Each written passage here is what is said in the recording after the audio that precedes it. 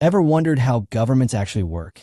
Well, imagine a chicken coop with way too many roosters, too few hens, and definitely not enough patience. That's politics. Now, the simplest version is democracy. Every chicken gets to lay one egg. One chicken equals one vote. Fair enough, right? But the problem is, not all chickens agree. Half of them want scrambled eggs, the other half wants boiled, and there's always one that insists on French omelets because it tastes more sophisticated. So instead of actually eating, everyone argues until the eggs get cold.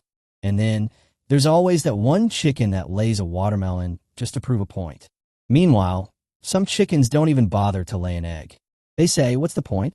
My egg doesn't matter.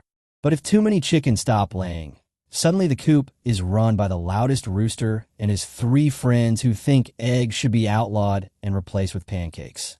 Now, dictatorship, on the other hand, is way more straightforward.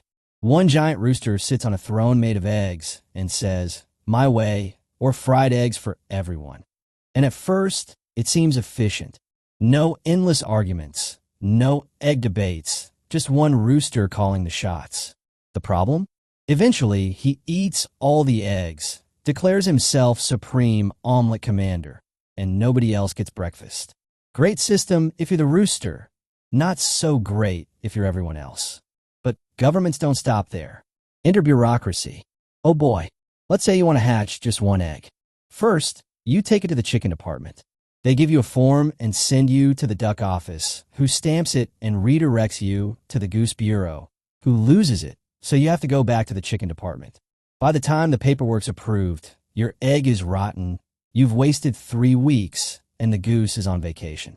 Bureaucracy, where efficiency goes to die. And then corruption.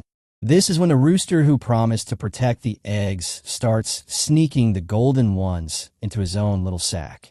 Everyone knows, but when he waddles around looking like he swallowed a bowling ball, they all just say, well, at least he's keeping the coop safe.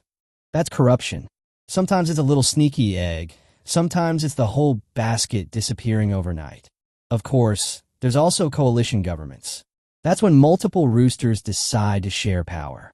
In theory, it's cooperation. In practice, it's 3 roosters screaming at each other over whether to fry the eggs sunny side up or just throw them at the ducks. Somehow, nobody gets breakfast and the basket tips over. And don't forget the farmers. Farmers are like the international community. They don't live in the coop, but they walk by, peek inside, and sometimes throw in a handful of corn, usually with strings attached. Sometimes they say, we'll give you feed if you behave.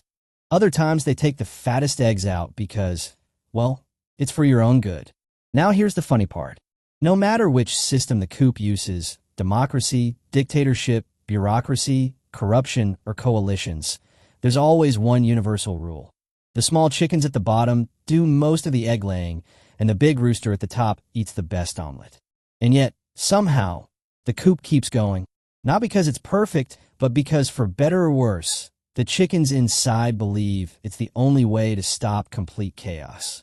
Because without some form of government, it's just birds fighting in the dirt, stealing each other's eggs, and calling it freedom. So whether it's democracy, dictatorship, or just pure egg chaos, governments are basically just different ways of managing one big basket of eggs. Some share them, some steal them, and some pass them around until they rot. And that's how governments really work. At least in the coop. There ain't nothing Mr. Cock can't explain.